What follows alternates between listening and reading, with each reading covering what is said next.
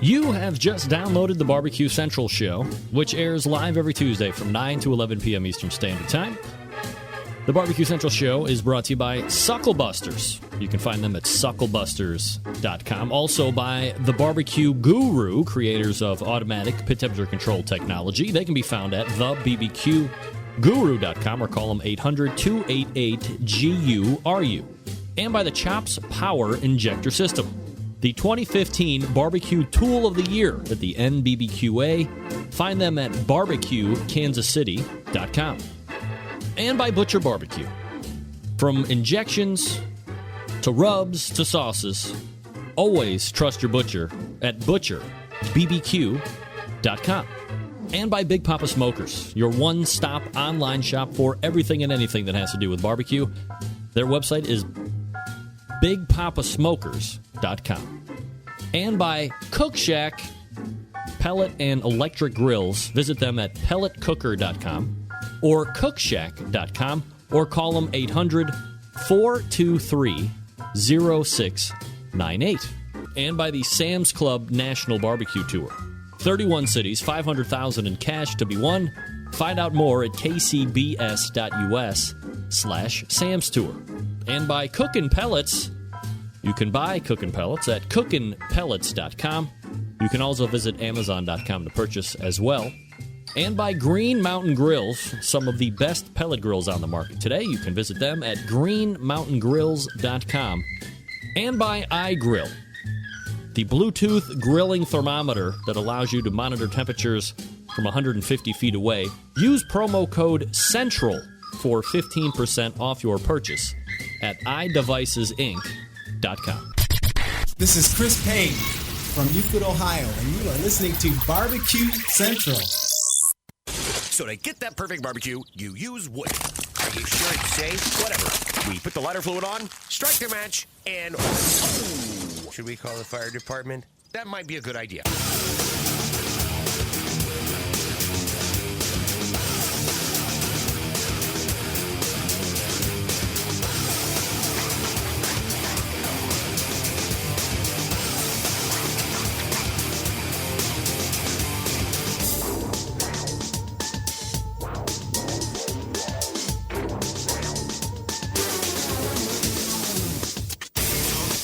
All right, good evening, and welcome to the Really Big Barbecue Central Show. This is the show that talks about all things important to the world of barbecue and grilling. Broadcasting live and direct from the Rock and Roll Hall of Fame city of Cleveland, Ohio. It is the barbecue capital of the North Coast. I'm your program host, Greg Rempe. Happy to have you aboard here on your Tuesday. Hey! Want to jump in on the show tonight? More than happy to have you. You can do it through a phone call, 216-220-0966. You can also email the show, greg at thebbqcentralshow.com. Everything else you want to find out about the show can be found at the main website, thebbqcentralshow.com. And here's what's happening on the show in case you didn't get the newsletter. Coming up at about 9:14 or 13 minutes from now. And it was, man, I got to be honest, it was a little bit of a tussle to find a Jack participant to get on the show that finished, fairly high. Did reach out to one Tuffy Stone. Didn't. Possibly next week we can have Tuffy. We're going to be working on that towards the end of next week, but timing didn't work out for this evening. Then reached out to reserve grand champ John Nilgis. Never heard back. However, I did secure a former 2011 Jack Daniels Grand Champion, an American Royal winner. Smokin' Hogs joins us, Bill Gillespie, to recap the weekend. He had a great showing this past weekend, as everybody knows, that followed the Jack. So we'll talk to him and get his recounts of the Jack Daniels 2015. Then at 9:35, we'll be joined, transition a little bit out of the barbecue side into the grilling side, and we'll talk to Darian Khosravi, the world champion in the steak cook-off situation down there in Texas. And then we will go into the second hour where we will, and may I say, a hotly anticipated first-time guest to the show, throwing around beef like it's her job. From Snake River Farms, Anella Kelso will be joining us on the show. Oh, and we are so excited. We have a bunch of different stuff to get to with Anella. We're going to be learning a lot about Snake River Farms as a company. And certainly, especially for you competition folks, everybody knows Snake River Farms synonymous with competition brisket. However, that is not the only thing that they are offering in the products portfolio. I'm sorry, maybe you didn't know that. Breaking news. It's not just brisket, it's Snake River Farms. So we will talk to Anella about the rest of the products and kind of how the company got started and when they found their niche in the competition brisket, in the competition world in regards to brisket, all that good stuff. And then I have it on very good authority that at some point we will be giving away a Snake River Farms brisket. Poofa! Stay tuned for that. And then helping me close the show at 10:35, he is a championship award-winning barbecue pitmaster, also a sponsor of this show. The pitmaster of Big Papa Smokers, Sterling Ball, joins us, coming out of the bullpen. And there's a lot of things that we can be talking with Sterling about. I mean, certainly Sterling is no stranger to controversial comments, to having a take on things as it relates to the competition barbecue world right now. Suggestions, ideas, criticisms, all that good stuff. So we're probably going to break it up like in two different sections with Sterling. We'll have him on tonight, and we're really going to focus on getting some hype going for the 2015 King of the Smokers. He has promised to confirm teams that have gotten back to him exclusively here on this show tonight. We'll also be capping his competition season. I believe he's got one competition left in November, and then he will have wrapped it up for the year. But he has had a number of big wins this year. He has had, believe it or not, a number of 180 and or perfect scores. I believe he set a record going perfect in the American Royal and the Sam's Club. I don't believe anybody else has done that to date. So a number of different things we're going to be talking to Sterling Ball about to wrap the show up. So that's what's happening here on this show. If you want to jump in, 216-220-0966, Greg at thebbqcentralshow.com.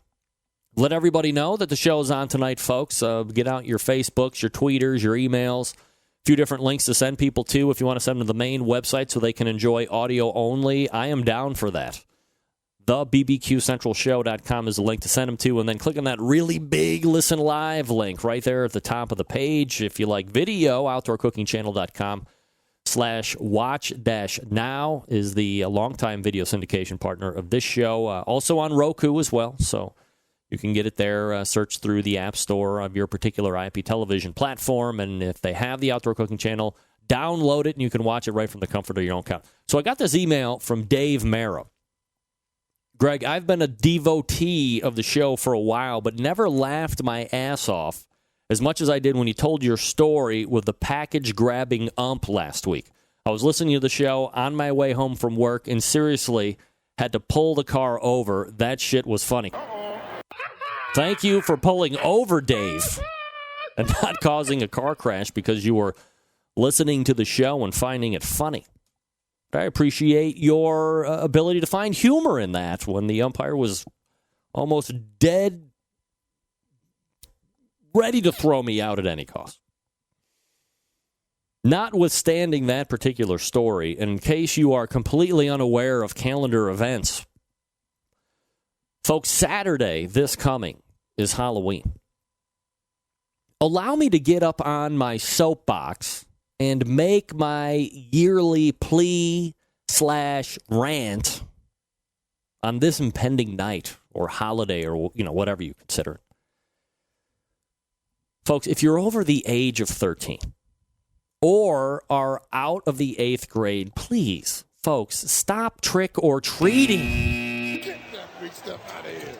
No one wants to see a lerpy, peach fuzz-faced, punk-ass kid show up at their front door with an industrial-sized pillowcase ready to collect all of the candy. Not some of the candy, all of the candy. You know the kid I'm talking about, right? He sounds like this. Doorbell or phone. Trick or treat. Come on, man. We all like candy. I get it. Especially we all like the free candy. But go to the store and buy some, for crying out loud. Don't cut into the little ghosts and goblins take because you don't have the good judgment to realize that your time for this special day has passed. I mean, give it up, bro. Or lady. This year, get on the other side of the door and help your parents out, who, by the way, are obviously coddling you to no end because they don't have the mental wherewithal to tell you what a douche you look like as you still head out into the dark night for tricks or treats. Nevertheless, this year, help them dole out the candy to the little kids and hang up your Halloweening for good. You can do it. I know you can do it. With every fiber of my being, I know that you can really push away. You know, this isn't Christmas and this isn't Thanksgiving, you know, where you can be any age and enjoy it at any time. I mean, Halloween, you know, I get people really love to take it to the next level. Hell, I've considered dressing up like Sterling Ball myself this year. But I'm not going to do it because, you know, I'm a 41-year-old man. I believe I stopped trick-or-treating after the 8th grade. So really consider, how old are you? And is Halloween still something you want to participate in because you really want the free candy? I mean, come on, man. Does anybody have office parties where you're expected to dress up for Halloween for work? If you do, time for a new job. Get that big stuff out of here.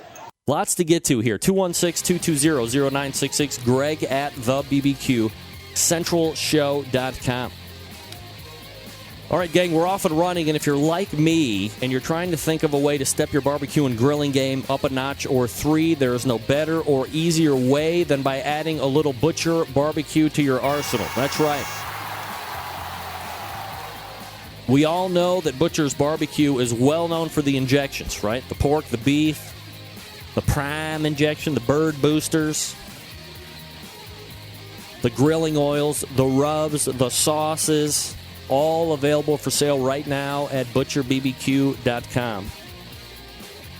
If you need the go-to rubs and sauces, of course, everybody knows I love the honey rub. They do have the premium rub as well. We suggest that you use that if you inject with Butcher's because it is formulated to work with the injection, that perfect 1-2 punch that we talk about on the show each and every week. The sweet barbecue sauce everybody loves. Get bottles of 6 and 12 at a time. It's going to go fast in the house. As I've said before, I have a house full of women, and they absolutely adore Butcher's Barbecue's sweet barbecue sauce. So that should tell you something right there. But here's the bottom line. What do I tell you a lot here on this show about Butcher's Barbecue products?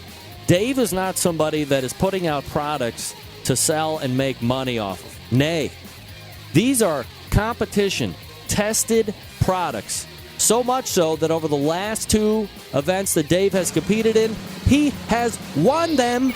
He just won this past weekend. Again, what do you think he's using?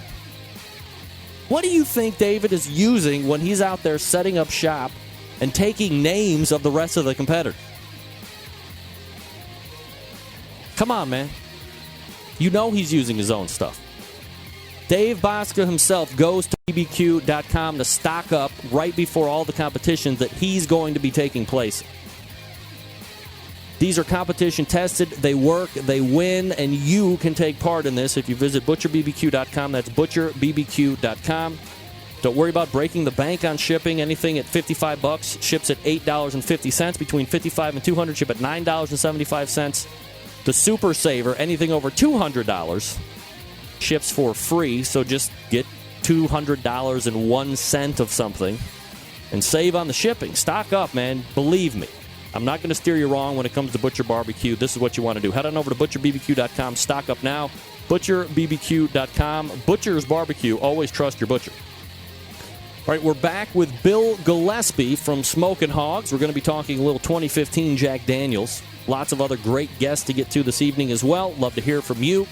Greg at thebbqcentralshow.com or 216-220-0966. We're back right after this. Stick around.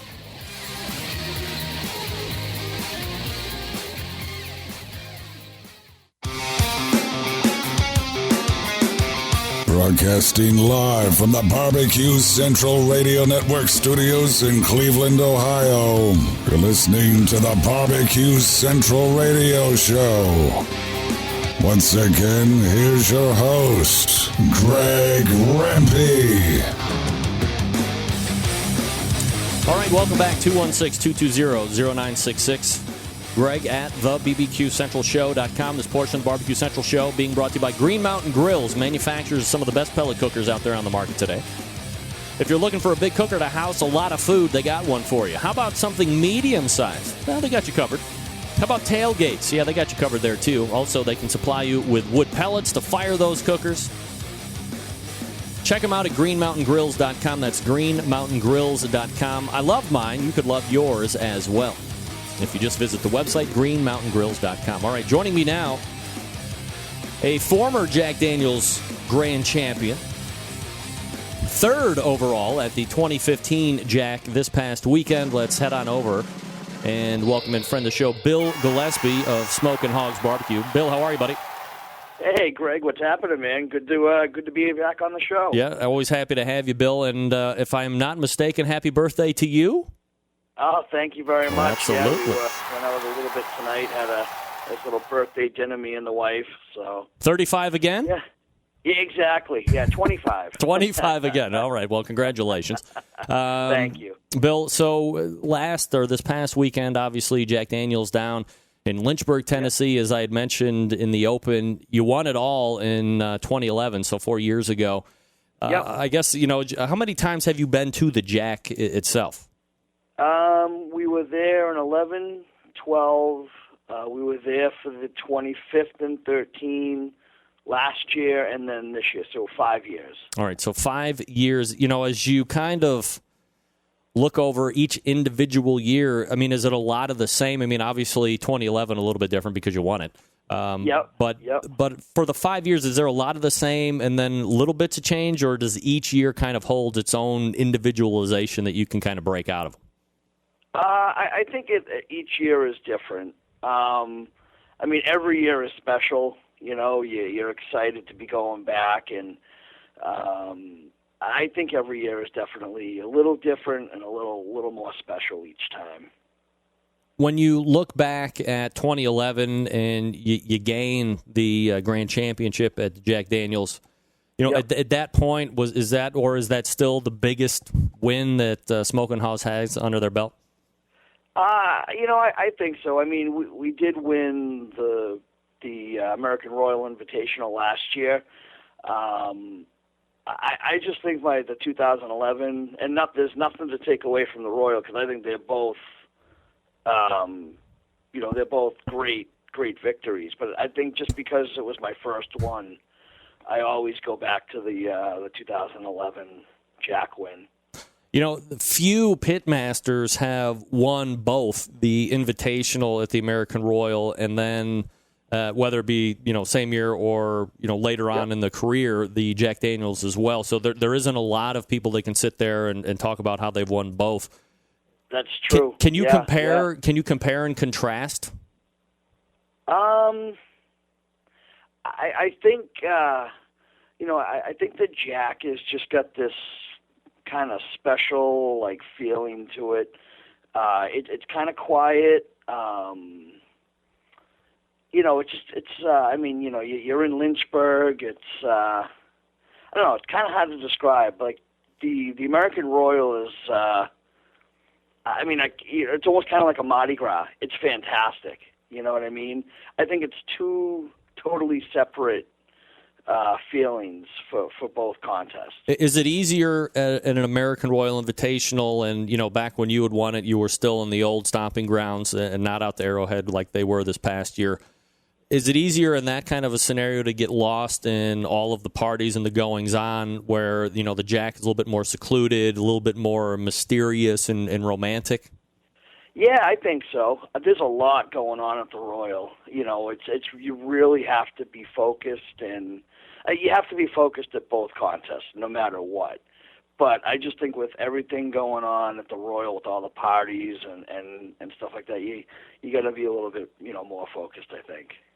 Bill Gillespie joining me here on the show, pitmaster of Smokin' Hogs Barbecue, and they finished third overall this past weekend at the Jack Daniels. So let's go ahead and look at this past weekend, Bill, as you load in, kind of the mindset and, what you're looking to accomplish, obviously winning the Jack Daniels, but, Are you hitting all the marks? Is everything kind of leading up to a good turn-in for you guys?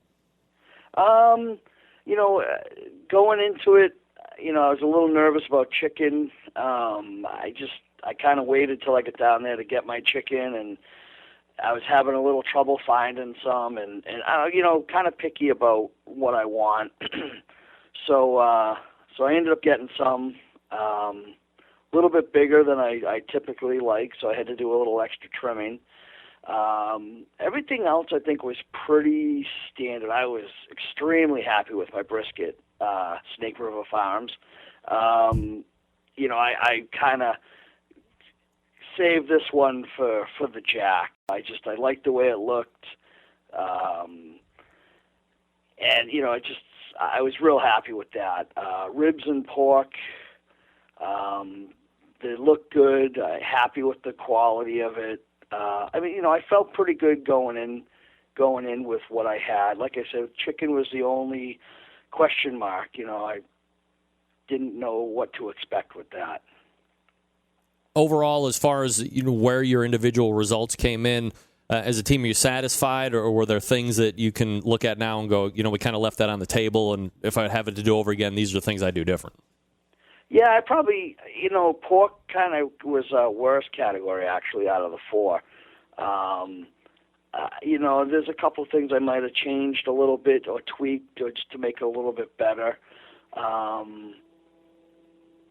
Everything else, like I said, the ribs and brisket, I think it showed. We were fourth in ribs, fifth in brisket, so I was real happy with those results. I think, pretty much that's it. When the overalls are being announced and you get through 5, 4, and you come up to 3, were you surprised at that point where you hadn't heard a name and you're thinking, did we shit a bed in a category, or are you thinking, man, we got a shot to win this thing again all of a sudden? There's always, you get 2 good calls like that, there's always like a little glimmer of hope, but I was really nervous with the other 2 categories not getting calls that, we probably tanked them and, we're outside the top 20 or something like that. So, yeah, I was kind of surprised, when they called us for 3rd overall. I was very, very excited to finish, in that field of teams, finish 3rd overall. It was pretty awesome. So as you look at it for a 3rd overall at the Jack Daniels, again, 5th time down, is that the crowning jewel of a 2015 season right now, or have you had some better wins per se? We have 4 GCs and an RGC this year. I think the 3rd place at the Jack is pretty damn awesome. So, let me ask you this question: pull out and give me a little breakdown from a pitmaster's perspective. Yeah. You've won some of the biggest contests out there, as we addressed here a couple minutes ago. So, looking at it from a competitor's point of view, and you look at Tuffy Stone winning the Jack Daniels, and you see how few cooks, as compared to a lot of, I guess, I'm using air quotes that you can't see over the radio, top pitmasters out there right now. You see how many or how few contests that he's actually doing over the course of a competition season, and how much as he's winning the big contests. How impressive has his run been over the past few years in your eyes? Oh, my God, it's been unbelievable. The Jack twice and the Royal Invitational and the Royal Open 4 world championships in 3 years. That's pretty damn impressive. I mean, talk about being consistent, completely calm under pressure, and I mean, what he's done is just awesome. Is it a work ethic thing with him? Is it a constant tinkering and an unwillingness to be something other than just offering a superior product every time out? Yeah, I definitely think it's a work ethic. I think he's very precise in everything he does, that's what makes him a great pitmaster and so successful, in his barbecue career. Bill Gillespie joining me here on the show from Smokin' Hogs Barbecue. Bill, you're still like an all WSM team, right? Oh no, I'm cooking on a Humphreys. I've been cooking on them for 2 or 3 years. 3 years now. Are you using Weber's at all anymore, or you gotten out of it? I was up until last year. So how have you found the I mean, obviously you like the transit, but like, what have you found to be the biggest benefits to getting out of those? What you mean, from the WSN to a Humphreys? Yeah, that's right. Yeah, I think it's just a more consistent cook. The fuel efficiency, it's a lot easier, for me to get the same product over and over again when I use these Humphreys smokers. Bill, talk to me about the book. Last time you were on, I think the book had just been released. You got some time past now, and how are the sales going? How is the book meeting expectations from a publisher point of view, and also, I guess more importantly, how has the book met expectations? From the author's point of view, is it met, exceeded, or come in below expectations? Yeah, I think it's definitely come above expectations. I've been getting nothing but positive feedback on it. People call me or send me an email, ask me a question. Hey, we love the book. Was thinking, can I do this instead of that? And I think it's gone over really well. I mean, this is my first book, and I didn't quite know what to expect, but I'm very happy with the results. Was there another book that was coming down the pike then? Yes, I just finished writing the second book, which is coming out in March. It's called the Smokin' Bacon and Hog Cookbook, The Whole Pig and Nothing But the Pig. Talk to me about becoming an author, as a guy who started as a pitmaster, and inevitably, if you get success and people, and you have kind of a charismatic personality, obviously a lot of information that you have to share and can bring it across in a nice way. What's the process of being an author like for you? Is it easy? Is it something that it's a job and you have to labor and really work at to get that finished product? How do you find it? To me, it's a little bit of a challenge. I need to kind of take a step back every once in a while and just kind of get my thoughts together. And, for me, expressing things on paper, like I can physically do things like, obviously cooking and but to translate that on a piece of paper, it takes a little bit of time and effort for me to really get out what I want to get out. Is it a for you? Like, I mean, I know 10, 15 years ago, you could be making a lot of money writing books, whether it be a cookbook or a how-to book or whatever, whether it be in barbecue or cooking in the kitchen or whatever. And from what I can ascertain, that doesn't really seem to be the case anymore because of how media is kind of transitioned with technology and so forth. So a lot of guys tell me that do these books, it's not necessarily about the money per se. It's more of keeping my name out there and being relevant. Similar thing to you, get the Smokin' Hogs name out there and stuff. I think so. Yeah, it's not as lucrative as people might think. So it's just keep, like you said, keeping your name out there, keeping yourself relevant. I think that's the big thing. The other thing that I saw, and they happen to be a sponsor of the show, is a promotion somehow that you're tied in with iGrill, they have an iGrill thermometer, but then they've also tied in with a Pitmasters package with you. Yep. So I have, I have a barbecue sauce with iGrill. It's my recipe, and it's a sauce I've been using for the last couple of years. And they offered to help me get it out on the market, and paired it with one of their devices, and it's been really good. A lot of people comment on the sauce saying they like it. How can I get more of it? So I think it's good for both iGrill and Smoking Hogs. Is this a sauce that you use in competition? Yeah, it is. Yep. Is that important? I mean, does it really speak to the integrity of a team that, or maybe not integrity might not be the right word, but does it speak kind of to the integrity or the quality of the sauce that a team can put their name on it, they feel comfortable using it in competition, and then it's the same thing that they're turning out to the public? Yeah, I think it's important. I probably, let me think. Let me ask this question a different way than I'm thinking about Sure. it. Would it be weird for me to come up to you and say, hey, Bill, I have this sauce. It's my sauce, but nobody knows who I am, but everybody knows who you are. Can you just put your face on it, and I'm going to give you like $100,000, versus you putting together a sauce, something that you use in competition, and it works, and now you're offering that to the general public? Yeah, see, I wouldn't feel comfortable doing the first scenario. I'd want something that I came up with, that I'm successful with in the competitions, and I'd feel comfortable selling something like that, with what I'm doing now. So yeah, I guess it is kind of an integrity thing with me. Bill Gillespie joining me here on the show. Smoking Hogs Barbecue is the team, and we're recapping a little bit of this past weekend. Aside from the competition over at the Jack, Bill, was there anything that transpired outside of that really stuck with you, or is kind of your takeaway from Lynchburg this year?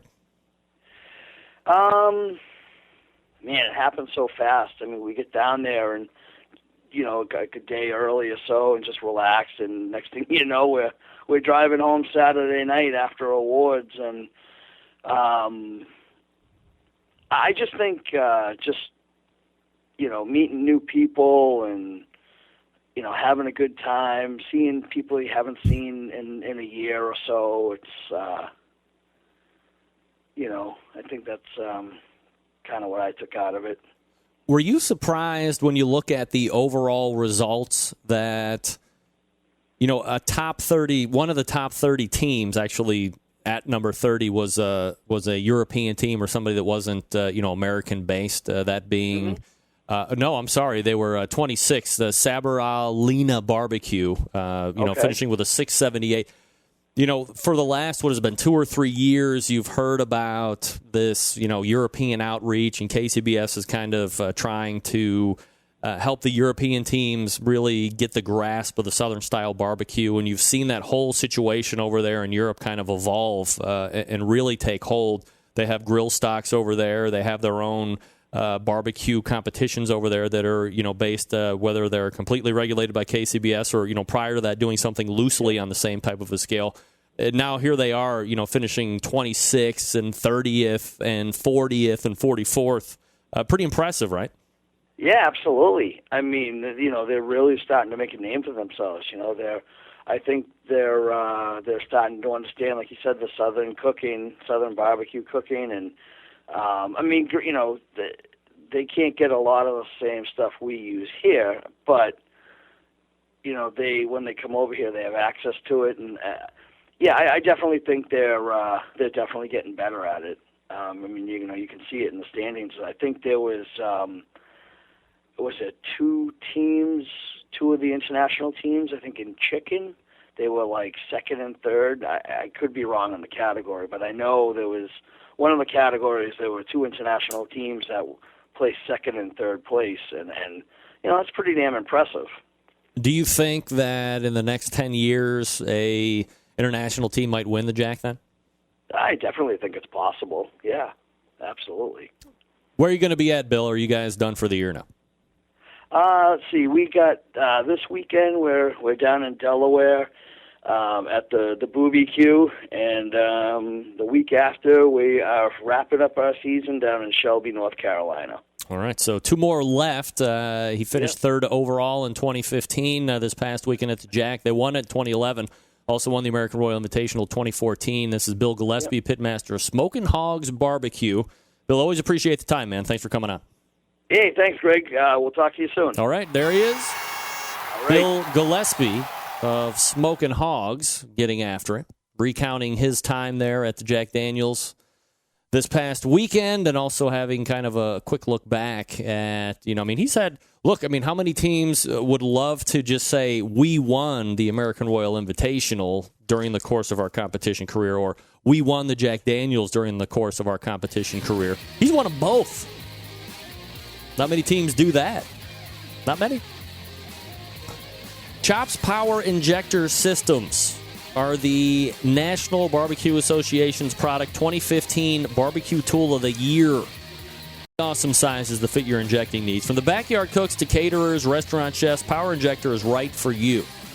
Let's break it down a little bit and tell you about each one. First of all, the number one seller, I have it in my kitchen arsenal, the half-gallon Chops Power Injector System. Designed for competition or to pump up the backyard warrior like me. They're so easy to use. Clean it, fill it, pump it, and just go. If you have one brisket or one pork shoulder to do, you don't need to fill it all the way up. Just put in what you need. It will use it all. No waste. It comes with 14-gauge needles, 2 replacement plastic needle adapters, 3 plug screws, and a needle protector. It's $100 plus you pay the shipping anywhere. Then you have the 1-gallon Chops Power Injector System, designed for the catering and bigger jobs. Holds double the amount of the half-gallon, obviously. That's why they call it the gallon. Use it in competitions like when you cook MBN. Or you have like 10 shoulders looking for that perfect one. It comes with 14-gauge needles, 2 replacement plastic needle adapters, 3 plug screws, and a needle protector. $120 plus shipping anywhere. And then, of course, the newest one that we talked about with Dan Uladal this past week. The Chops Full Power Injector System. It's electric. The commercial and competition Big Daddy.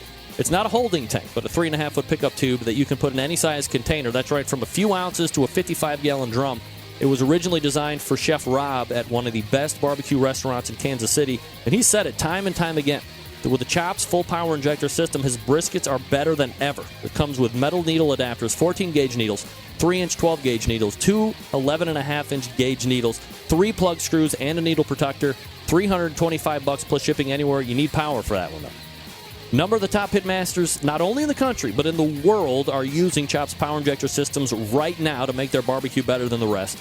Here's the thing, right? We live in a foodie world that requires flavor in every bite. This is how you can do it and do it fast. Not just for meat either. As we've said time and time again here on this show. How about an alcohol-infused watermelon or some other piece of fruit? Yeah! Extra accessories if you want them. They got them. You can shoot the spices, protect from fatty meats, clogging them up, all that good stuff. Go to barbecuekansascity.com. That's BARBEQUE. BARBEQUE. BarbecueKansasCity.com. Chops Power Injector System. Give your barbecue some power. Yeah. Get one, man. They're so worth it. The time savings is incredible. BarbecueKansasCity.com. All right, we are back with my 9:35 guest.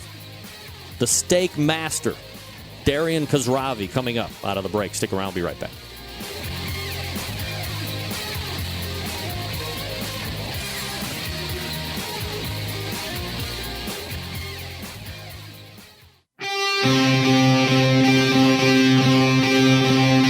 Get in the smoke. Call 877-448-0433 to get on the air. Now, here's your host, Greg Rempe. Hey, all right. Welcome back. This portion of the show is brought to you by iGrill, makers of the most advanced Bluetooth grilling thermometers. Monitor your temperature of whatever you're grilling from up to 100 feet away using the iOS and Android device.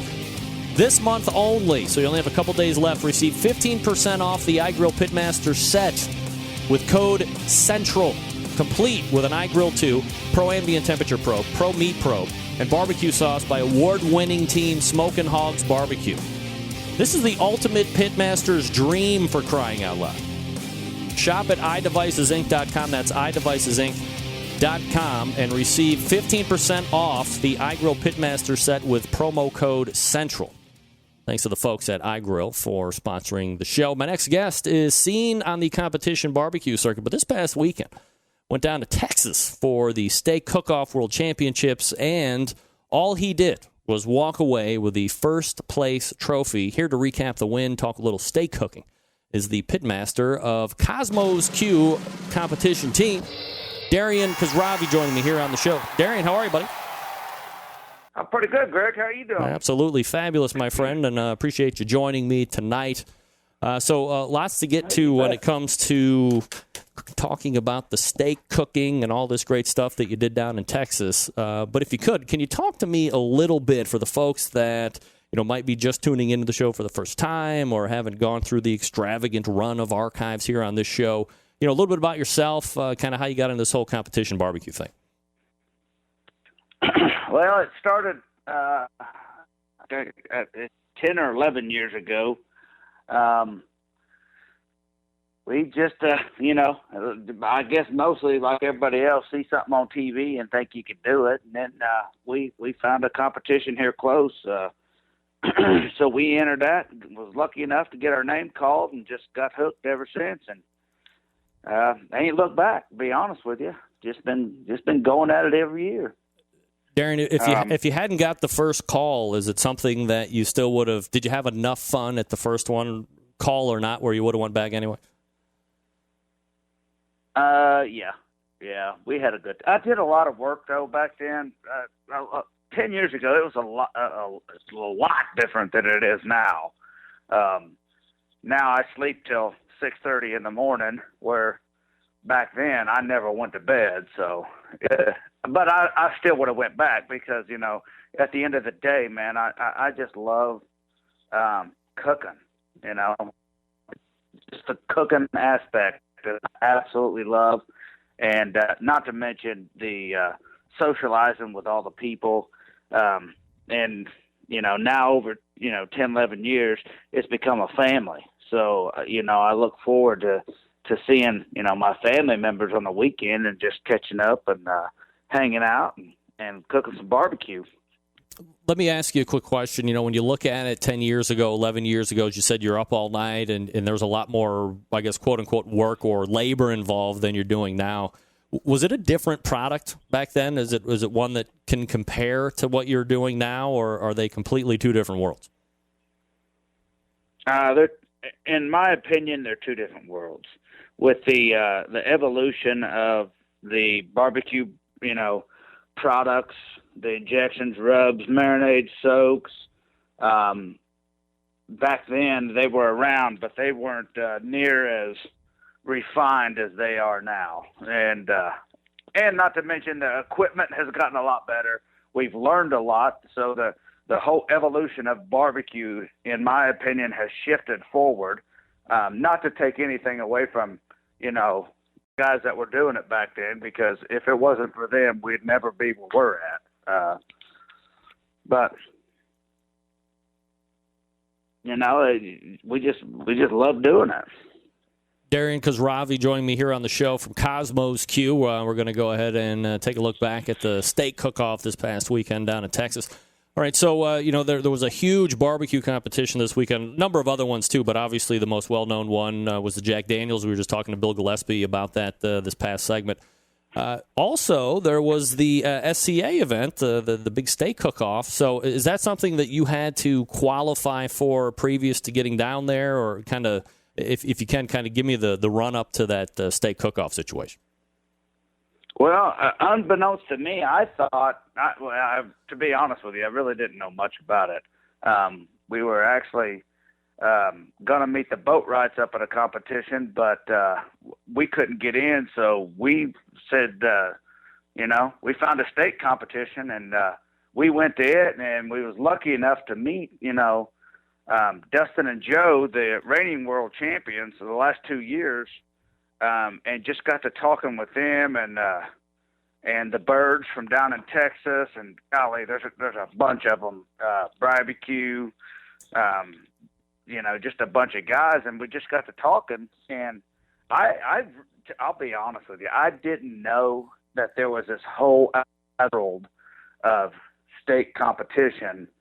That is realistically, it's as much fun as barbecue, if not more sometimes. And that's only because of the aspect of you don't have to do it's not nearly as labor intensive as barbecue is. But I didn't know.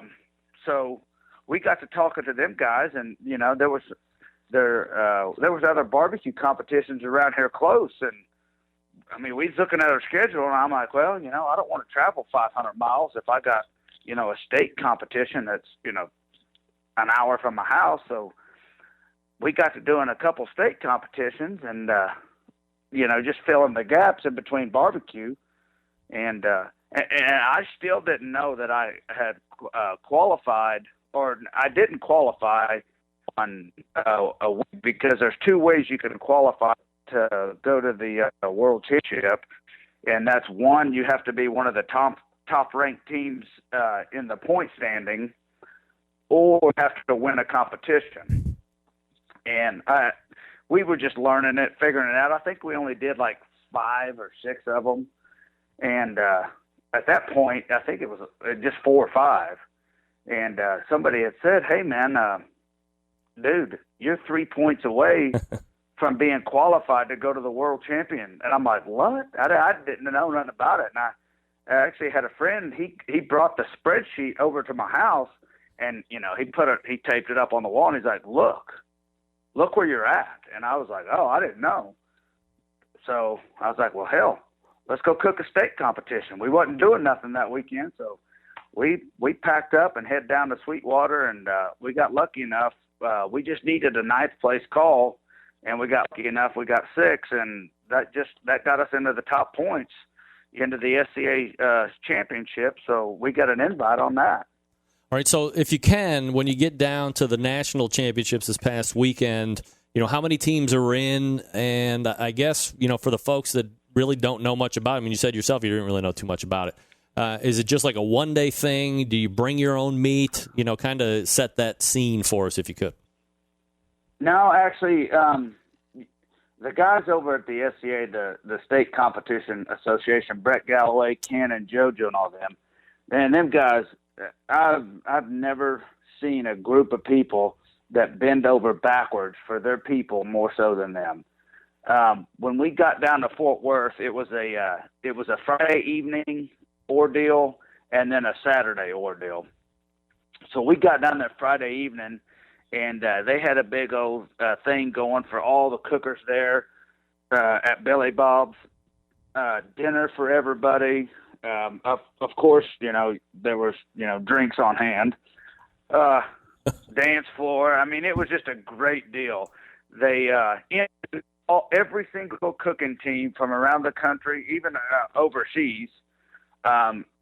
You got a little, quick bio on the team, and, what they do, all the members and this, that, and the other. And the coolest thing is each team got to walk into their own music. So you could pick your own, E style music, and they would play that music and let you walk up to the stage.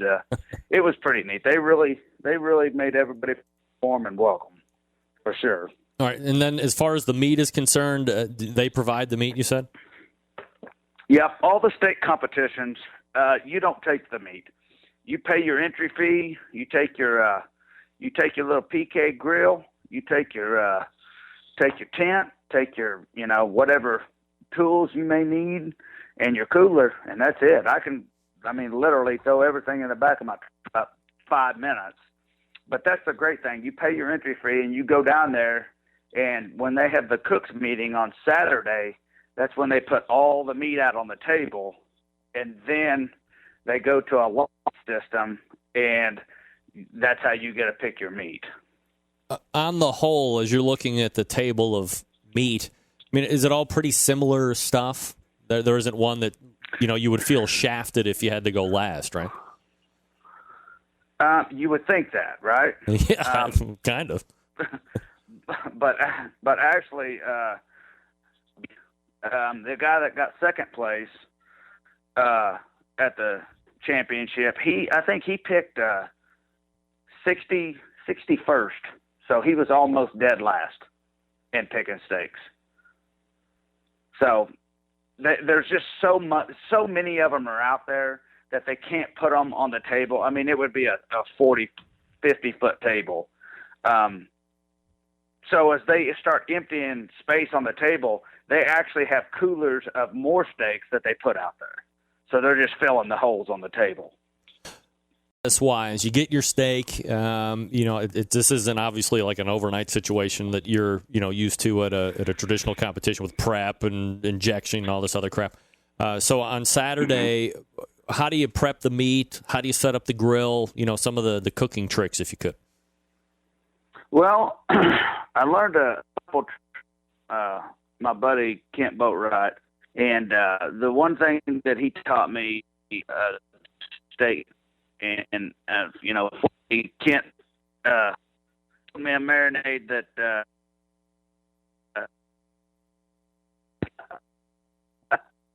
I was like, "What?" Hey, Darren, I'm losing you, man. Hello? Are you there? There you are. Okay, yeah, sorry about that. What is it, brother? I asked you your tips and tricks. You said Kent gave you like a marinade recipe. Yeah, Kent gave me a marinade recipe that he uses with our reserve blend injection, and I was like, well, I've never thought of that. I've never tried it that way, so I was like, hell, let's try it. Let's do it. Let's see what happens. If you want to beat the best, you gotta swing for the fence. So that's what we did. We pick our steaks. I think it's about 10:30 in the morning. We bring them back to the camp, put them in our marinade, and then you just sit around and BS with that. And then, fire-wise, do you just set it up as hot as it's going to go, or you a little bit more, 2-stage, 3-stage type fire situation? No, the PK grill that we have it set up to run hot and fast. Yep. So we load it down with I think we go probably about 30 minutes before the very first on. Let's get our little turtle chimneys red hot. We dump them in that PK grill, and that's when we put in our wood chunks, and then we throw the grill grates on top and leave the lid open, and I try to get it to about 800, 850 degrees. Wow. A lot of guys are subscribing to that whole reverse sear method where you're taking it up low and slow, and then really giving it a hot and fast right at the end to crisp it up to work for that bumper to bumper color in the middle. You don't have any problem with that though, just going hot and fast right out the gate then. No, we have it actually timed, so we're running about anywhere from 2.5 minutes aside to 3 minutes aside, depending on the thickness of the steak, and that's usually for a good inch and a half cut steak. If it's a little bit less, we can shave that time, and we can have that whole steak about 3.5 minutes. When the judges are looking for, obviously you're well versed at what the competition barbecue judges are looking for. Or at least I guess you hope you're in the school of what they're looking for. On the steak side, how are they judging it? Is it a taste, look, and tenderness thing? Is it just a taste thing? It's much like the competition barbecue. They're looking for the appearance, taste, tenderness, and overall texture. Do they want to see it at a medium rare temperature, or like if you went medium well, are they like, oh my God, disqualified, terrible, or like what's their deal there? You may not get disqualified, but you will get terrible pick. Yeah. Actually, they actually have a picture of the steak that they're shooting for, and it's a warm pink center. It's you know, to hear everybody say it, you know, it's medium rare, you know, medium. It's not medium well. I shoot for medium rare. When you hear your name called as the 2015 SCA Steak World Champion, you know, how does that compare to, and I don't mean to laugh because, I mean, it's a huge deal, but, like, how does that compare to, you know, the barbecue competitions? That, I mean, can you not compare them? Is it, you know, two different situations and you're able to compartmentalize those? I mean, how do you feel about it? Yeah, it's completely different. It's not even I mean, what they've got at the SC is amazing. And, you know, just to be able to cook, you know, there with the best steak cookers in the world. And here's the funny thing. You would actually walk around that crowd and not know anybody. I was completely shocked. I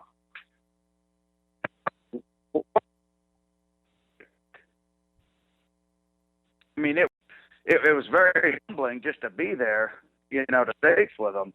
But, you know, at the end of the day, we're all competitors. So it could be a steak, it could be barbecue, or it could be, you know, marbles out in the dirt. You know, a win's a win to, you know, when you're that competitive. And you know, I don't know that you can compare them or contrast them. They're individual to themselves, if that makes any sense. Is the SCA how do I want to ask this question? Like, is this something that is going to grow and expand on its own as its own set off, or could you see an alliance between an SCA and a KCBS where you could do a steak thing on a Friday and then get into your KCBS stuff on Saturday? I think that's where it's going. Texas, a lot of Texas cooks down are already starting to do it. And actually, we've done it at a couple KCBS events in Texas. We did it at Bedford in Texas. It was a Friday night cook, and you do the steak on Friday night, and then obviously the barbecue stuff on Saturday.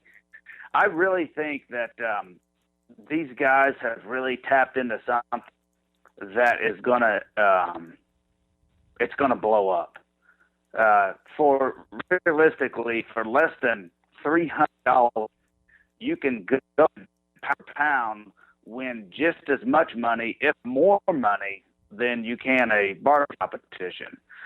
You know, and if you're there at a barbecue competition, you know, I mean, anybody that knows, you know, somebody that, you know, very competitive in the barbecue world, man, you could be out there cooking hot dogs.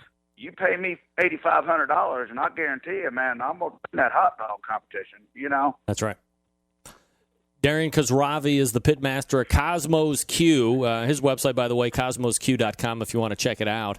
And he is your 2015 SCA World Champion steak cooker. Darian, congratulations on the win, and appreciate the time tonight recapping that event, man. Thanks so much. Thank you, man. You got it. There he is, the steak man, Darian Khosravi from Cosmos Q. So, yeah, I mean, that's the thing I've heard about all of the steak competitions, right? A lot less than the barbecue competition, equal or more payout. That's QPR, right? Quality price ratio. We'll get into that here at the top of the second hour. Let me talk to you for a few minutes about the longest-running sponsor of the show, located in Warminster, Pennsylvania. It is the Barbecue Guru, automated pit temperature control device creators. Get your technology here, the CyberQ Wi-Fi, the Party Q, all that good stuff. If you're in the market for a cooker, Onyx Oven is one you want to obviously consider. Do yourself a favor, head on over to thebbqguru.com. Check out all the products. If you have any questions, call them directly, 800-288-GURU. They make sure you're outfitted with exactly what you need to get you up and running right out of the box. 800-288-GURU or thebbqguru.com. The Barbecue Guru is a breakthrough in barbecue technology. We are back to wrap up the first hour right after this. Stick around. We'll be right back. Big name interviews, advice on cooking brisket and ribs, and the only host willing to share his honest opinion on all things important in the world of barbecue. It's the Barbecue Central Show. All right, thanks again to Darian Khosravi for recapping the SCA National Championship, the World Championship. As he said, there were international people there. I wonder, how many different countries were represented. I should have asked. And he's right, man. You get those guys together, deep-fried marshmallow sticks. So, if there's money to be won, the A games, the injections, the soaks, you don't think you can inject a deep-fried peanut butter sandwich? You're wrong, I bet. They'll find a way to do it, absolutely. Also, into the first hour, we talked with Bill Gillespie from Smokin' Hogs. Appreciate his conversation as well, talking about the Jack this past weekend. If you missed the first hour, relax. You can go back and get it on the replay. You can subscribe to the show audibly on iTunes. That's how most people do it. You can also visit my website for replays, also OutdoorCookingChannel.com as well. We're going to load up here for the second hour. Lots of great guests. Your phone calls and emails, if you 1-6-220-0966. Greg at thebbqcentralshow.com.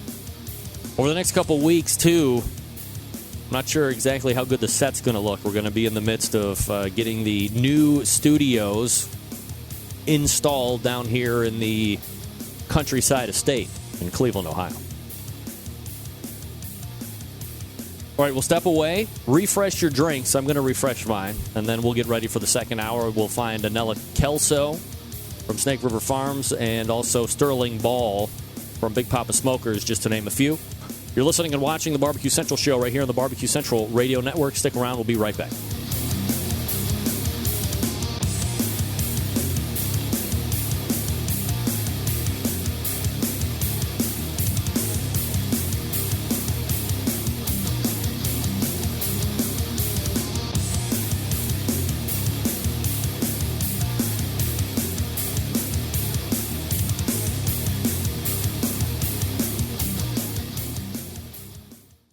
This is Jennifer Palamas from Charlotte, North Carolina, and this is Barbecue Central.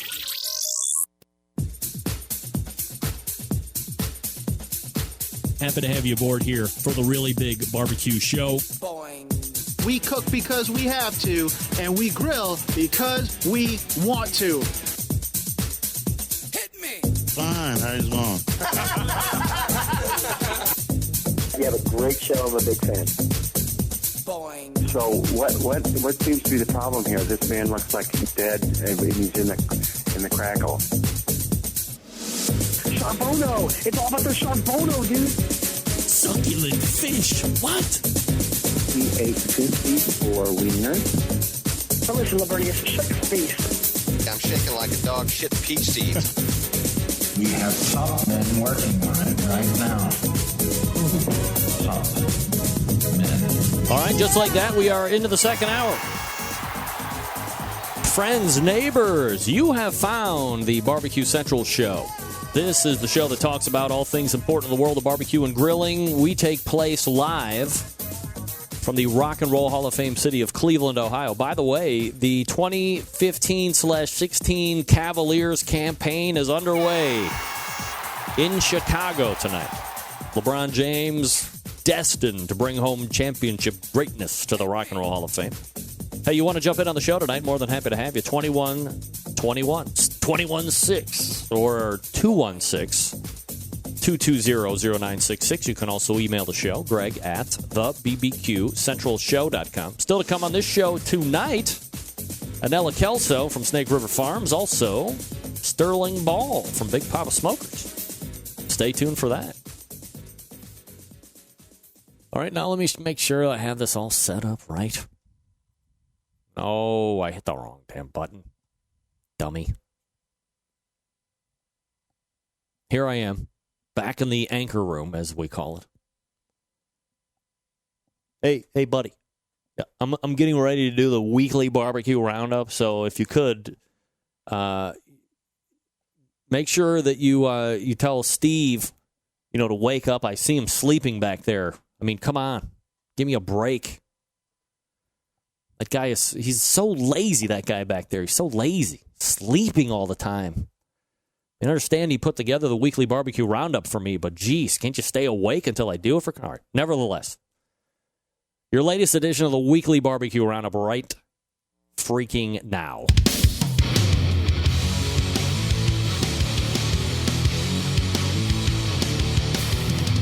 All right, here we go. Covering October 22nd through the 24th, starting with the KCBS.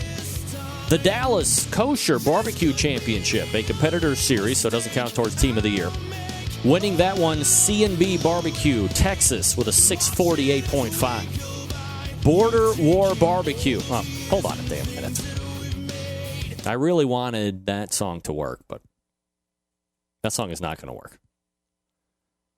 Let me get back to my albums. And where is he? There we go. These ones are a little tough with the whole lyrics really kind of screw you up. So we'll go back to this. That's right. Little Chuck Mangione, everybody. Hey, everybody. Chuck Mangione coming at you live on Easy Listening 107.3 The Wave. And we're going to give you tickets to the movie theater a little bit later as we are talking with lots of people. Yeah. Okay. Sorry. Let's try it again.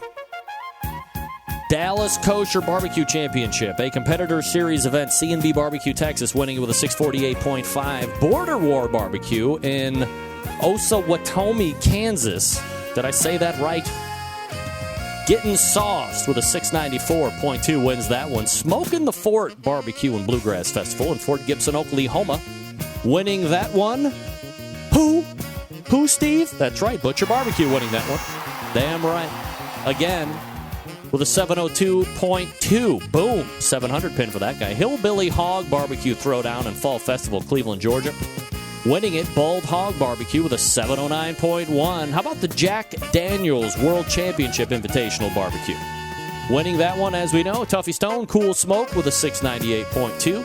Best of the Midwest Barbecue Cook-Off in Union Grove, Wisconsin. Winning that one, the Smokin' Seas Barbecue with a 689.6. Fountain Blaze Off and Senior Q, Independence, Missouri. Our Butts Are Smoking with a 698.8. The Jack Daniels World Championship Shade Tree Contest, the backyard event, winning that one, Bull and Bones with a 521.1. And rounding out the KCBS for this past weekend, the Oktoberfest Barbecue and Brew Festival in Las Vegas, Nevada, winning that one. Who, Steve? Who? Big Papa Smokers, Sterling Ball, 99.4, just shy of another 400 or another 700 for Sterling. All right, let's move to Texas. IBCA, International Barbecue Cookers Association. And by the way, huge rain like crazy down there. Lot of events canceled before the event. An event canceled during the event. Let's start it off. El Dorado Chevrolet Barbecue benefiting the Guns and Hoses Foundation, McKinney, Texas. Winning that one, Redneck Cooker. Here's an event. The Pleasanton Cowboy Homecoming in Pleasanton, Texas, canceled during the event. The sheriff told everybody ski-daddle while the briskets were still on the pit. Canceled before the event, the Grace Fellowship Holy Smoke Barbecue Cook-Off in Ingleside, Texas. Canceled before the event, the Father Jeremiah Council number 5598 KC Cook-Off in Edinburgh, Texas. Canceled before the event, the Smokin' Blues and Barbecue Festival in Duncanville, Texas. Moving over to the Texas Gulf Coast Barbecue Cookers Association. John Henry Abercrombie Cook-Off in Houston, Texas. Winning that one, Los Necios. That means stubborn. Thank you for that fun fact, Dougie. Lone Star Barbecue Society. National Championship, Meridian, Texas. 116 teams in there, even in the rain.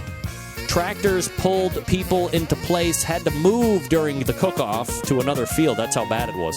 Winning that one, Pressed Ham, taking the grand championship. That's going to do it for Texas. We transition over to the Pacific Northwest Barbecue Association for the Battle of the Pits at the Man Show in Spokane, Washington. winning that one. Who won that one? Steve, who won that one? Oh, that's right. Diane Mee, Lake House Barbecue. It's number 6, by the way, if you're keeping track for her. Sensational season for Diane Mee. Congratulations. And that is your weekly barbecue roundup.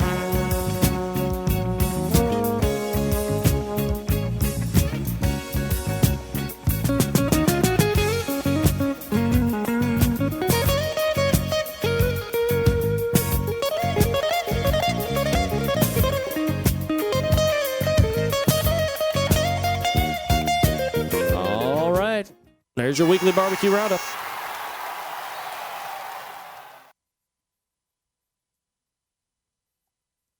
Lots of good stuff happening. Let me get to my next bit of wonderment here on the show. All right, so I don't know if anybody follows me on Facebook or the Tweeter, but last Thursday, this past Thursday, a week ago, and 2 days from now, we went to a place in Cleveland called XO Prime Steaks. This is a upscale, fine dining experience. Bills itself as the ultimate steak experience here in Cleveland. It was my wife's birthday, so I decided to go ahead and give it a take. And then I've posted my review on my website. And I got an email from the owner 2 days later, kind of... I don't want to say he was making excuses, but look, here's the bottom line for me, and tell me if I'm way off base. I posted a very factual, as it happened, firsthand account of what it was like when we went to this place. And I've heard nothing but wonderful reviews and how great the steaks are and the service and all this stuff.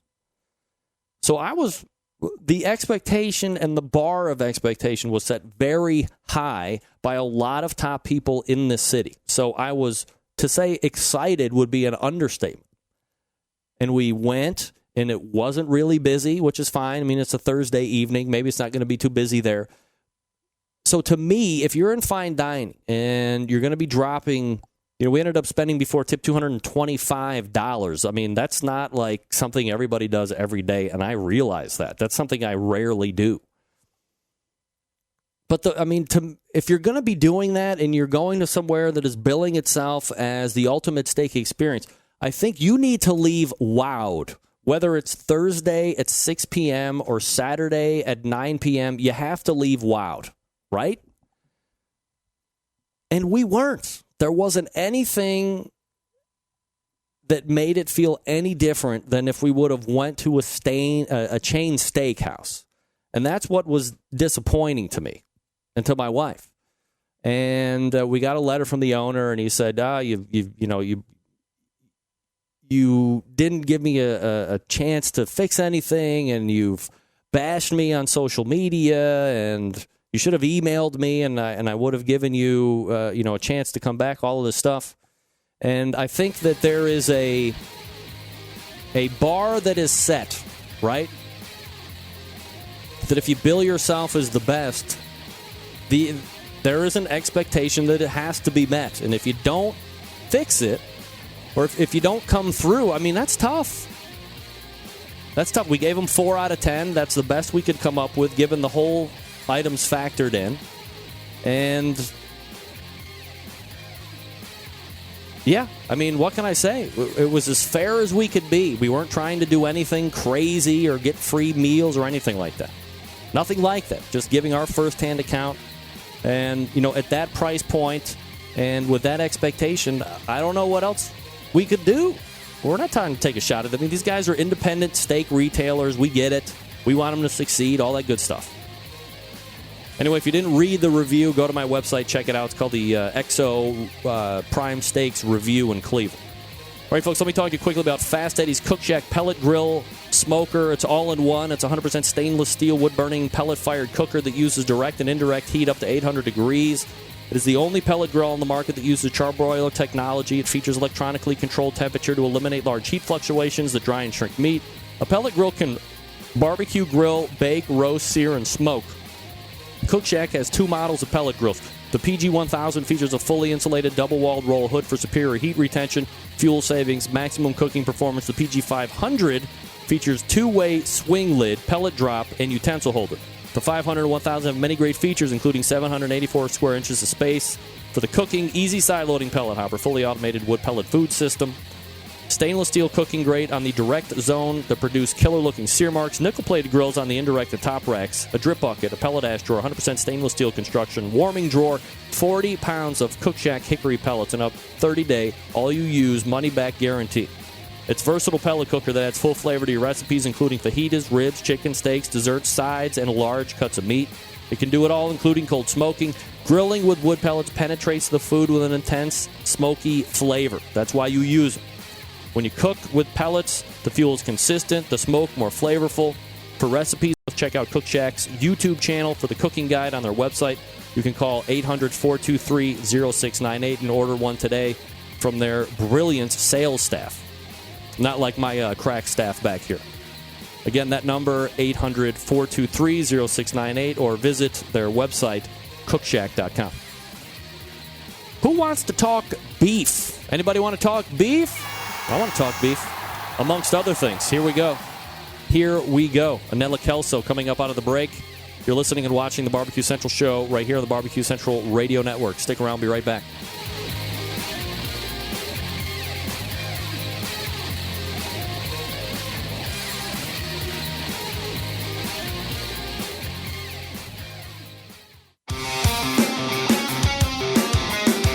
Broadcasting live from the Barbecue Central Radio Network studios in Cleveland, Ohio. You're listening to the Barbecue Central Radio Show. Once again, here's your host, Greg Rempe. All right, welcome back. 216-220-0966. Greg at thebbqcentralshow.com. Your two ways to get in touch with me. This portion of the Barbecue Central show is being brought to you by cookinpellets.com. Hey-o! Cookin' Pellets, your number one source for quality wood pellets for all your pellet-driven cookers. Visit cookinpellets.com for more information. You can also purchase by visiting amazon.com to purchase as well. That's cookinpellets.com. Appreciate them. Joining me now. Let me say it like this. Ever heard of a team using Wagyu beef in competition? Sure, of course you have. Well, there seems to be some growth in providers of the product to the market. My next guest is widely considered to be the nameplate for this kind of beef. Let's race over the hotline and welcome first-timer to the show, Snake River Farms' Anela Kelso joining us. Anela, how are you? I'm doing very good. How are you doing? Absolutely fabulous, Anela. Appreciate you asking and appreciate you making time for the show, and I'm very excited to finally have Snake River Farms here on the Barbecue Central show. So let's go ahead and kind of get right at it. And perhaps before we get into the nuances of Snake River Farms and the products that you offer, a little background about yourself, what you're doing professionally and how you kind of hooked up with Snake River Farms. I've been with the company for almost 9 years now. I kind of started in the marketing world, and then when we ventured off into e-commerce, I got invited to come and join that team, and in doing so, got to manage the barbecue program. And so have been doing barbecue for about a little bit over 3 years now, and it's a good time. Are you surprised that you're kind of doing the barbecue side? Have you always had like an affinity or had any like competition desires or anything like that, or it's just kind of what you were grown into? I'm a total beef snob. Self-proclaimed beef snob anyway, and kind of grew up in the beef industry, et cetera, small town Idaho girl. I honestly didn't even know that competition barbecue was a thing until I started in the barbecue side and the briskets and, seeing what it's grown into. It's just pretty cool. Can you put a definitive radar mark on when the niche of competition barbecue started to trend over to the Wagyu side? We've been selling briskets for quite some time, and when when we really, I mean, about 4 years ago, we kind of started seeing this uptick in more and more competitors using the product. And in this last couple years, we've just seen it. I mean, obviously with, TV shows like Pitmasters and Pit Wars and, the different shows on Food Network where they show the competitions, that's just done phenomenal things for competition barbecue and for us in turn. I remember specifically clear as day when the first time I ever heard about it. I was watching, I guess it's widely considered to be season 1 of Barbecue Pitmasters, where they were following Myron Mixon and Tuffy Stone and Harry Sue and the like. And, then it kind of, ran into different formats as years passed.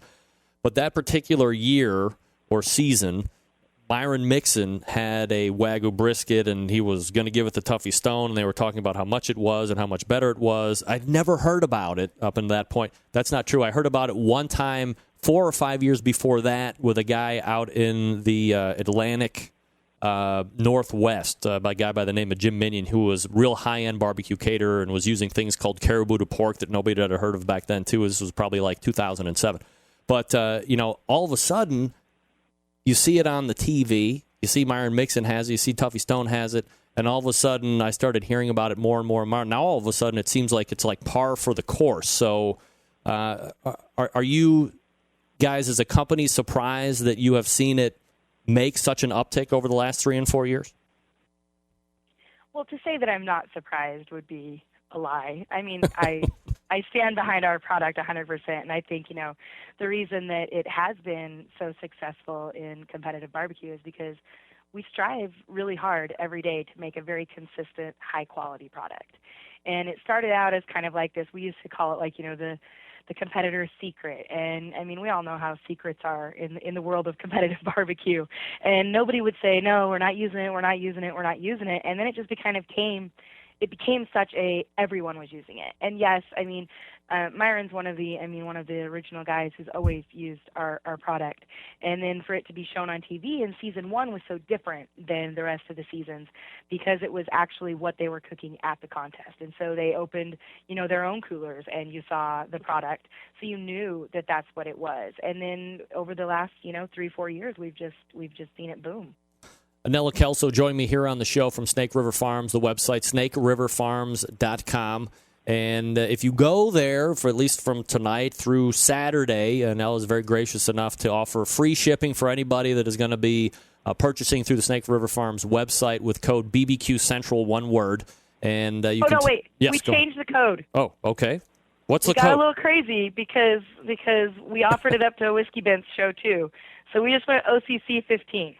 OCC 15. All right. Yeah. So I'll go ahead and make those adjustments on some of the social media posts I made. So code OCC 15, free shipping now and through Saturday, which, of course, is Halloween. So nothing but treats from Snake River Farms as far as that's concerned. And talk beef a little bit. Break down for me and for the folks that are on the peripheral of either competition or high-end beef. What is Wagyu beef, how it differs from some of the other stuff that's out there that's available for purchase? So we started, our parent company is AgriBeef, and it was founded in 1968 by the Rebholz family. Our founder, Bob Rebholz, started the company. His son, Robert, currently runs. He's our president and CEO. In the 80s, Bob kind of determined, like he had been visiting in Japan, and he saw the Kobe beef, and he was like, yeah, we need to bring this back. And he thought that, the environment in the Pacific Northwest would be perfect to grow these cattle in. And so he actually brought the genetics back and was we were one of the first companies to do as such.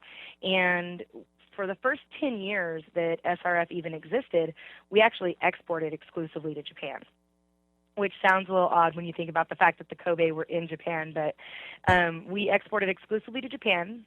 And what we started doing was we took the genetics from Fukusuru is the cow that, the steer that started it all. And it's famous from the Tajima bloodlines. We took those genetics and we crossbred them with American Angus. And then we just worked on our feeding process. Our Wagyus are bred for anywhere from a minimum of 350 days, but the average that those cattle are on feed is 500 days. They're the biggest animals you've ever, they're huge. They're massive. And we worked on the feed, we worked on the care, and we started producing this just amazingly incredible quality product. And it's the American Wagyu. It's not our American Kobe. It's not. We don't claim that it's Kobe. We don't claim that it's from Kobe. It is crossbred Kobe genetics with American Angus. Is that a big, like, potential BS thing that's floating around out here in America right now when you see the word Kobe? And is that like a hype term in a lot of places, or are people really bringing it in? You see a lot of people who, there are some people who are bringing it in. It's very similar to, champagne and sparkling wine. I mean, to be champagne, it has to come from the specific Champagne region in France. To be Kobe beef, it has to come from the Kobe region in Japan. We don't claim that that's what we're selling. We're selling an American version of that. We took those genetics, but they are those, we have purebred steers, and we breed them with American Angus, and the cost is hugely different. I mean, you'll know when you're buying real Kobe. You think people complain about the cost of SRF briskets for competition? Good Lord, look out. Can you dispel any Kobe myths about beef being like massaged and fed beer diets and stuff? I mean, is that BS or is that real life?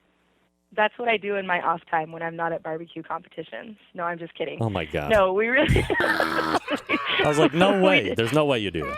Wow. You had me. Okay. There's no it's great for the folklore. It's great for the story. It's not really what we do. Where the secret is that it's the feeding time. It's what we feed, and it's how long we feed. I mean, the Wagyus are fed for an average of 3 times longer than commodity cattle. And the feed that you're giving them is like in a different grade? Like from start to finish, everything is a little bit more or a lot of bit more, I don't know if you call it high end or something that's leading to the better end of the product. No, it's very similar. We do soft white wheat, corn, alfalfa. We actually feed our cattle Idaho potatoes. Being as though this is where we are and this is where most of our cattle are fed and raised. We are a very sustainable company, so we source everything within 150 miles of where we feed our cattle. And it's very similar. It's just a matter of being fed for a much longer period of time. So I hear from pit masters a lot on this show, especially when there seem to be the line of, we're a team that's thinking about cooking Wagyu, we're a team that's going to stick with, what we know. That you needed to cook, for the folks that were going to stay with what they knew, they're like, well, we hear you have to cook it differently, and there's a propensity of boiling the fat out quicker than it would on some of the other stuff. Do you have any suggestions on, the best way to handle it in a cook situation? I talk to a lot of barbecue folks every day. And, I've cooked my fair share of briskets. I will say I'm extremely spoiled. The only briskets I've ever cooked have either been prime or Wagyu. And I think you just got to cook your cook, and you kind of find what works for you. You do have to practice. It's hard to say that, you've got to spend that kind of money to practice. My biggest suggestion to people when they call and they say, hey, I don't know how to cook this, it's not turning out great for me, I always suggest going to a class. I've been to quite a few classes in the last couple years, and I have to say it has changed immensely. I don't compete, but it has changed the way I even look at tackling a brisket completely different. And they're expensive, but you find a good class, it's worth it completely. So when you go to a class, you're just looking for a tip thing, because as you said, you're not a competitor, so you're just looking for help in the backyard, more or less. Yes and no. I mean, I go to the class mostly because we support a lot of classes. Travis spoke earlier on the Whiskey Event show that, he's got classes that are sold out. And so we work with a lot of these teams that are doing really great classes, and we give away those classes.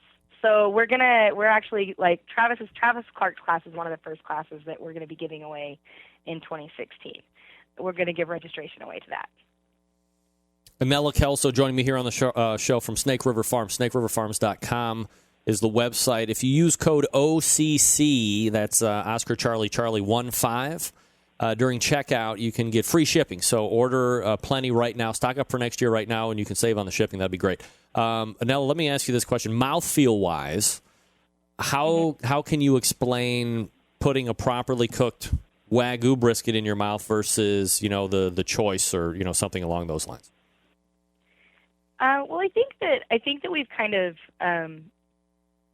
somewhat trained judges to know what really good brisket is. I think that just to eat it and that taste and that texture of it, it's just so incredibly different. It's moister, it's juicier, it just gives you, I guess, buttery is we call our beef is called the butter knife beef, and that holds true with all of our products, including our brisket. And it's just a different product.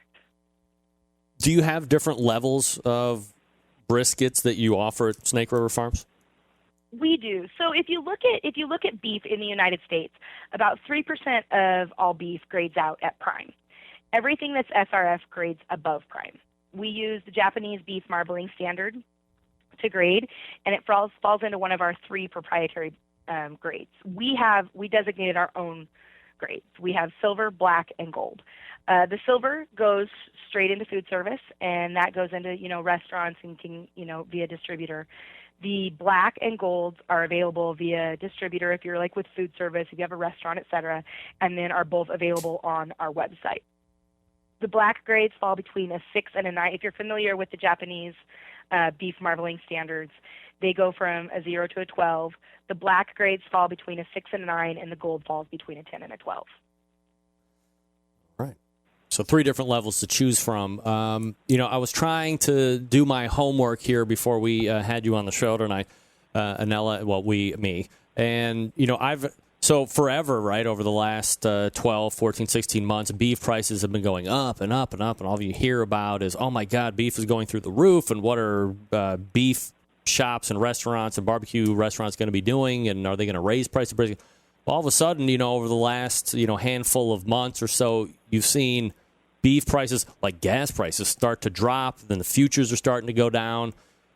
Do you anticipate Snake River Farms doing any type of an adjustment price, kind of heading into next season where prices might actually start to trend down a little bit? Well, so we always look at the markets. We always look at the futures. We are truly a pasture-to-plate company. When you look at our company, we have a livestock division. We have our sales and marketing division. We have one of our job titles is actually cowboy, and we have pen riders, and so veterinarians. And so we take all of that into account, and we look.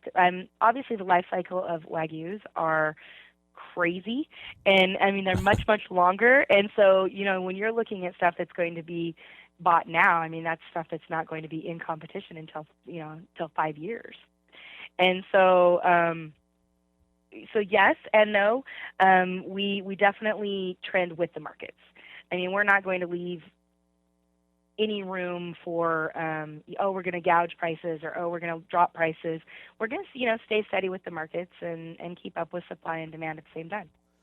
The black and the gold are available on website if you don't have, the distributors you were talking about. So, that obviously, leads to somebody picking out versus going to a butcher shop and seeing, hey, I like this one, hey, I don't like that one. From a customer service side of things, if I get a brisket from you, and is there a lot of any issue with somebody going, oh, cripe, I just don't like this one, and can they call you up, and is there like an issue where if a customer calls up and says, hey, I don't like the one you sent me, is there like an assumed risk type of thing? How does that work considering, what you're potentially spending on a brisket? I will always say there's an assumed risk. I think that's that way anytime you buy a natural product. I always kind of joke and say we're not selling shoes. You want to buy the same pair of shoes from Zappos every day of the week, they will sell you the same pair of shoes and ship you the same pair of shoes. We're selling cattle. Cattle are different. Each one of them is different. You're going to have thicker flats. You're going to have thinner flats. You're going to have some that are wide. You're going to have some that are narrow. You're going to have some that you're going to get, and you're going to call me and say, I can't cook this, and I'm going to tell you, it's Thursday afternoon. I can't get anything out. Cook it. It'll win. And there are people in this in our little chat below that I've said that to, and they've GC'd and 180'd that weekend with briskets that, you know, were maybe not up to standards. With that being said, we stand behind our product 100%. We work with our customers. We listen to everything. We do have a review process with any product that comes back to us. If you're listening and you're out there, please take pictures if you don't like what you have. So much easier for us to make a decision if we can see what's going on. You know what I mean? And if there's an extreme deformity, heck yeah. I mean, we deal with anybody. We take care of everybody. You don't call and get an answering machine. You know, I mean, you talk to myself or Sean or Rich or Sabrina or Jennifer, and we take care of you. Anella Kelso joining me from Snake River Farms, snakeriverfarms.com, the website. Time has obviously evaporated. I don't do a very good job at watching the clock. But it's not just beef, right? I mean, Snake River Farms is pigeonholed, kind of like this show is just a competition show. You hear Snake River Farms is all about the brisket, but that's not just what you guys are offering, right? No. So we do, on our website, we have multiple things available. We have the American Wagyu beef. We have Kurabuta pork, which if you've never tried the Kurabuta pork, try it because it's phenomenal. And then we also sell Northwest beef, which is choice or higher. And, you know, all of that, we have steaks, we have roasts, we have hams, we have the most amazing ham you'll ever try in your life. We're not just briskets, turns out. Do you see an instance where a Kurabuta pork would start to dominate the pork stuff in the competition scene as Wagyu is starting to do at this point, or not so much? Yeah, I think you're kind of starting to see it with the Duroc. I think that, you know, comparts definitely have, you're seeing more and more compart Duroc out there and other heritage breeds. You know, we do a Japanese break on our hogs, and so we kind of split the money muscle where it shouldn't be split. I've been kind of trying to work with our production people on changing that. I think that if we could get that changed, I think we could do with butts what we've done with briskets. It's that much better. Anella Kelso, Snake River Farms. Again, snakeriverfarms.com is the website, and you can use promo code OCC15 for free shipping now through Saturday. And at some point tonight, we're going to be giving away a brisket, right? Yeah, I think we should definitely give one away. All right, I will think of something on the fly, and I'll be in touch with whoever is about to become the lucky winner of a Snake River Farms brisket. Anella, really appreciate the time tonight. Let's do it again soon. Of course, would love to. All right, thanks so much. There she is. Thanks so much. Miss Snake River Farms, by the way, Anella Kelso from snakeriverfarms.com. So we'll figure out what we're going to be doing about giving away that free brisket. It might involve a phone call. It might involve people staying all the way past 11 o'clock. Who really wants it? Who really wants it? Come on. I'm putting you to the task, folks. But right now, I'm telling you about Big Papa Smokers, the one-stop online shop for anyone interested in barbecue. The number one dealer of Mac pellet grills in the world. Big Papa Smokers has made a name for itself by inventing rubs that win every single competition on the face of the earth. Okay? I mean, come on.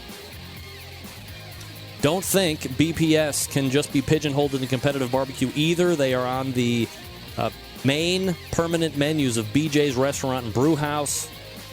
Of course, we know about the West Coast offense between him and the Genie, Simply Marvelous Barbecue. This is the flavor profile that competitive teams have begun to aim for each and every week.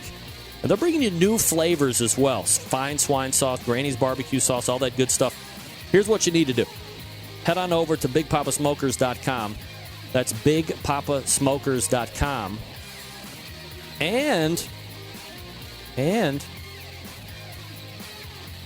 they will hook you up with whatever you need. In fact, we are going to be talking with Mr. Big Papa Smokers coming up out of the break. It's Sterling Ball. Stick around for him. We'll be right back.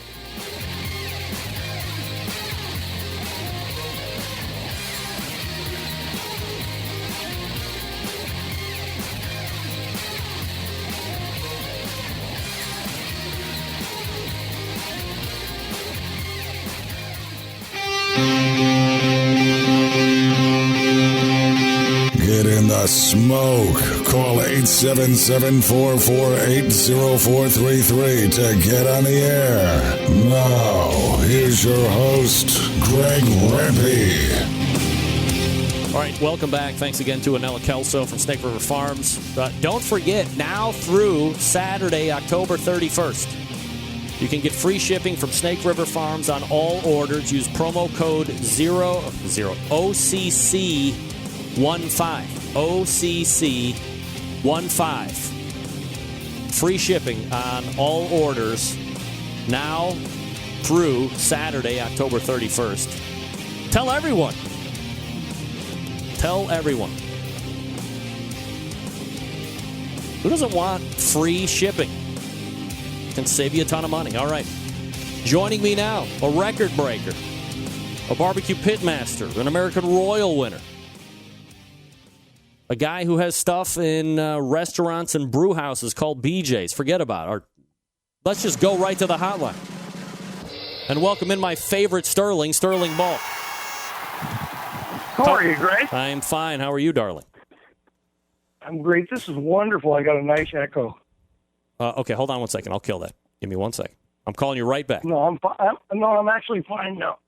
It's all right now? Yeah, sure. I can call you right back and fix it. Hey, this is valuable time. All right. Well, I would always keep the time for you. Sterling Ball joining me here on the show. Sterling, it is safe to say that you are now a record breaker, unless I'm completely mistaken. Perfects, American Royal, then to Sam's Club, correct? No, it was a 180 in the Open, and then up in Brisket, and then a perfect the next week at the Sam's Finals, which, by the way, felt really good. Yeah. Now, for the folks that aren't on the competition terminology, what's a perfect? Perfect is when all 6 judges give you a 9, all 9s, taste, tenderness, and appearance, and a perfect is when 5 judges give you all 9s. So, basically, or in other words, even the lowest score that drops was a perfect score. Well, that was only on a perfect, yes. Right, yeah, that's correct. Okay.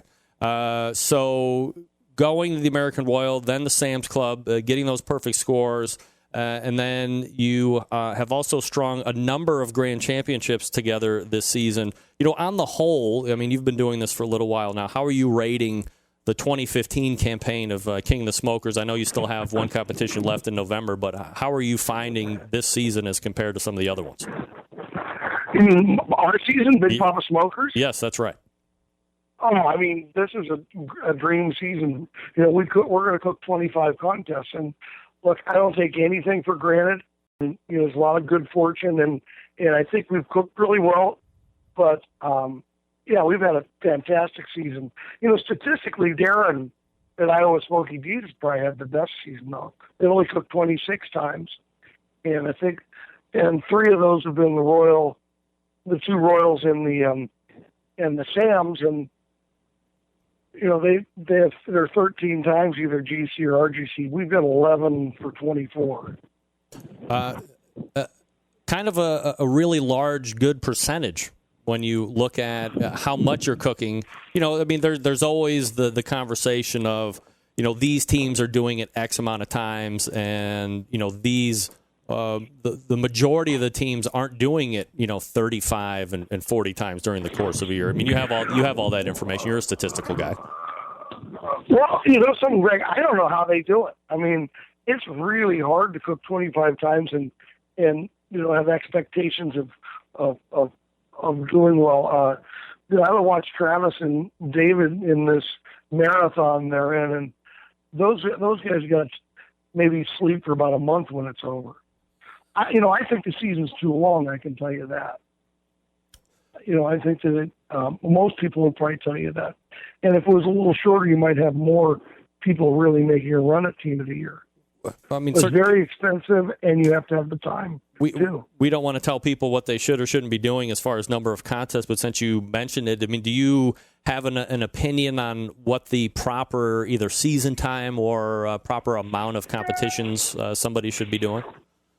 No, I think it's it started in January in Denver, and it's going until, the end of November. And all you have to do is look at other sports, although I always find it hard to call barbecue a sport. I've never been fatter since I started barbecue. But, the PGA Tour had the kind of a run-on season, too, and they instituted the FedEx Cup. And there's still contests. There's still tournaments after the finals. But, I think that, I would like to see them consider other alternatives. I also don't mind if they keep it like this, but I think they might have more teams do it. And I think some of the teams that are in it wouldn't mind having a life outside of barbecue occasionally. Yeah, and so I think maybe we can probably have a separate segment in future weeks talking, more of the competition side of things. What I was hoping to focus on tonight was hyping up what is widely considered to be, one of the most anticipated invitational events over the last handful of years, which is the King of the Smoker. That's one you put on. And I don't say this because you're a sponsor of the show and I'm trying to kiss your ass or anything, but you hear the feedback from all the teams that have taken place now over the last couple of years, and it's been nothing but positive and glowing remarks. So talk to me about King of the Smoker this year, how it's ramping up, and do we have any confirmations or scoops that we can do tonight? Greg, you already know I'm going to spill the beans and announce the invitations right now. Let's do it. I got 9 out of the top 10. Okay, so that's Clark Crew, American Dream. You're supposed to ask who's not invited. Wait, 10. You said 9 out of the top 10, right? Yeah. Well, who'd you leave off? Me. Of course. Damn it! I don't want to cook against those guys. I'm scared. You don't want to win at your own competition. That would be a bad look, even if I came in last. I'd love to cook in an invitational bowl like that. I think it'd be fun. Wouldn't it be a kick in the balls if you compete in your own competition and you win? Wouldn't that be great? Well, first of all, I think it's the hardest contest in barbecue, and I don't think that I would win. But why? But why wouldn't really you? Hard. Why it's wouldn't really you hard win? Putting it on. You have a great winning percentage. You've won some of the highest profile contests that there are there to win. I understand humble is a good look, but there's no reason to think that you wouldn't win. Wait a minute. Let's go over this list. You got Travis Clark, and I know he's listening, and I have won $6 from him the last 2 contests. But he's head-to-head got me. We got American Dream, and I think this is the first time there have been 2 redheads in first and second in KCBS. Then you've got Darren and Sherry, Iowa Smoky D's. Yeah, Smoke Me Silly, which I almost didn't invite because they passed me in pork, but I managed to pass them again. But I don't think I'll keep that number 1 for long. They're such good cooks. So we got Smoke Me Silly. Then we got Getting Basted, a great team. And also, I like Getting Basted, besides being great guys, I love canned cookers, okay? Then we have Yellow River, who's our newest West Coast offense team, and they're just awesome. And up in Wisconsin, Tim's Full Belly Deli. Then we got Shake and Bake. Obviously a great can team, but we love Tim and Terry. Then we have Smokeaholics, Spitfire. And Spitfire always is there, year in and year out. Yep. Very consistent. And I got Lon from Joe Bob's at 14, and I love Joe Bob's. He's probably Mr. RGC. I think he's had a ton of RGCs. He's had a bunch of GCs too, but he also plays guitar and sings. And then we have some former Team of the Years with 3 Eyes Barbecue. We have Warren County Pork Choppers, which I'm really excited. They bring the whole family, and that's one of the things that makes it awesome. Okay, my neighbor at the American Royal is Donnie Teal, and I just love the guy. And I also think he's a legend who still cooks great. Yes, agreed. And I taste his food, and I would buy his food. And someday I do hope to go to his restaurant. And then we have, one of the things is some teams start really hot and then kind of fizzle, and another team might not get off to a good start. We do kind of look at momentum, And Little Pigtown has been cooking great. Yep. Scott Keys, the BPS Elite team, and Rocky, they're coming. And you have Pigskin coming, who's hasn't got to cook much this year, but whenever Pigskin pulls in, you know that they can win. Is his too? What? Is his dad coming too? Yes, and that was he's got such a high career winning percentage, but the 2 180s at the Open was just stellar, and huge. So that's the winner of the Royal, I think. And so Girls Gone Wild, Iowa. We have this guy named Tuffy Stone. He's an up and comer. I just started hearing about him last week. Yeah, and well, another thing, here's Ted cooks with his dad, and I don't think a lot of people talk about George much, but George is part of that team. And, I mean, you know, the stuff that Tuffy's experiencing now is so awesome. But the other thing is, you know, my dad's no longer with us, and the fact that Tuffy's doing this with his dad is just crazy good to me. Okay, and then let me see who I missed here. Ronnie Wade at Blazing Barbecue. I think they have 3,285 GCs or something. Yeah, right. Probably have the most and represent the great state of Texas. We have Jamie Gear and Jambo, the Pitmasters champion. We have Johnny Trigg, who will be invited as long as he wants, unless he yells at me, which could happen, you know. Johnny. Johnny Trigg has no idea who I am. Oh, my Lord. One of my life's greatest disappointments. Actually, I think he does. No, trust me, he doesn't. I know. All right, and the defending champ comes back, and last year it was a tie between Ryan Newstrom and Sonia at Big T's and Darren and Sherry, and they elected to, as long as they got, with the elite team, you get a gold sweatshirt when you win a major, and they agreed to split first, and as long as they both got goldies is what we call them. And we have Simply Marvelous, who is my partner in the West Coast offense, and he's doing very well in pork and ribs and always does well at the King of the Smoker. We have Iowa Smoky D's, which I think the greatest ambassadors out there for barbecue. And then we're very happy and honored to have the winner of the first year's King of the Smoker, Chris Lilly and Big Bob Gibson's. So this is a huge list of teams. I mean, you're right. Now that I think about it, I would not want to be cooking in this one either, Sterling. You might be right. That's a badass lineup. You know, so every year you watch it, and the guys get the scorecards that didn't win or didn't, you know, we pay 7 deep overall. And if you weren't one of the 7 deep, I stand on the stage and watch people, and they look at the bottom of the page first. Okay? Yeah, right. They're terrified that they're going to come in last. Yeah. As long as they didn't come in last. Let me tell you what, this is a really hard list. I get a lot of abuse for it. And sometimes I wonder why I put on the contest. But then I have the contest, and the spirit's so good, and we raise so much money. And, you know, I think that all these teams really like the challenge of getting 2 whole chickens, 3 racks of compart ribs, 2 compart butts, Snake River Farms brisket. Those are wonderful sponsors, along with BJ's Brewhouse. And no garnish, no pit minders.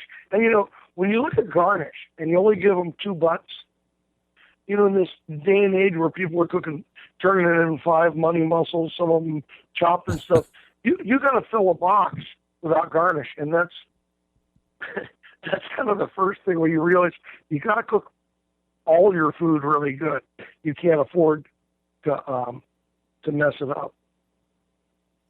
Are you know, you were talking about the heat that you get when people aren't invited, and you know, I've had my own thought on that, and I think it's, you know, I don't know if it's jealousy or here's what I think. It's got such great reviews and such great feedback from the top teams every single year, right out of the chute. It wasn't a competition that stumbled out of the gates like a horse and, rallied, at the three-quarter pole coming down the stretch. I mean, this thing was a line-to-line winner all the way out of the box.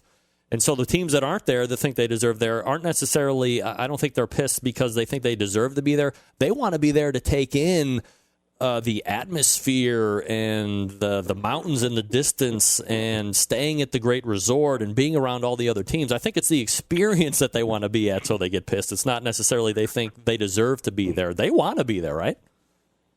Well, listen, I don't have it in the music business anymore, but I had it when I was coming up. It's, I'm old enough in the music business, and I made my bones there. And I made mistakes. I think that I had an idea of what kind of teams I wanted, and I focused on chemistry a lot. And I shifted to paying more attention to the KCBS top 10 or 20. But no matter what, I will tell you one thing, and I'm probably going to get killed for this, but this is a newsflash. Barbecuers aren't the most objective out there. Really? Yeah. So, and I've had some people that get really mad at me and say, well, you've got 24 teams, and it's never been as 24 are the best in barbecue today. It's legends. Okay, we've had Mike Mills come out of retirement to cook it. Well, we've had some great teams cook this contest that might be ignored by other contests. But you know something? I love the fact that we got Chris Lilly, who doesn't cook many KCBS. And if I just went by the money list, Chris doesn't get invited. And I don't think there's anybody out there that wouldn't be concerned about where they finish with Chris Lilly next to him. Sterling Ball joining me here on the show. King of the Smokers is what we're talking about right now. BigPapaSmokers.com, his website, if you want to check it out as well. A great one-stop shop. And also KingofTheSmokers.com. And I want to make sure that the La Quinta Resort gets a lot of props. Operation Barbecue Relief. We got Will coming out. Stan coming out and cooking. Mark Lambert's coming out because he didn't quite make the event, but he's coming out to help us and cook hog for us. Like I said, we got La Quinta Resort, we got BJ's, we got Ernie Ball, Big Papa Smokers, Snake River Farms. Some part help make this possible. And this is something that general public is allowed into, correct? Yeah, and what happens is, of these teams, 8 of them will be asked, and nobody's ever said no to me, to give a 20 to 30-minute lesson for the fans. It can be, and it's fascinating to hear how much these teams end up giving up and how many of the teams are in the crowd for their fellow competitors' lesson. But there's easy ups with no sides, too. So you sort of, there's no hiding in tents here or trailers. It's out in the open. But what I do is I protect the teams. I don't let the public in until 1:30. I also have 24 teams instead of 25, because 24 means that there's 4 tables, everybody's on them.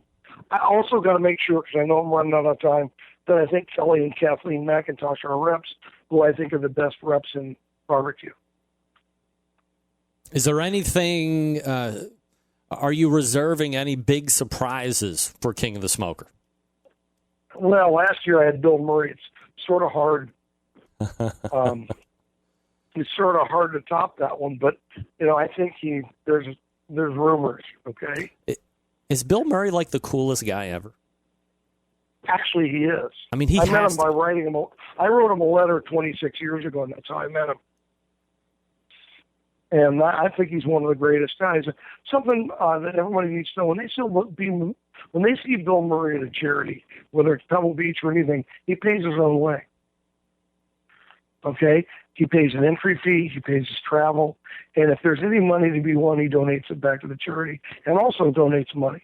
Bill Murray is one of the most generous guys, and what I liked last year is Bill spent time with every single team. Yeah.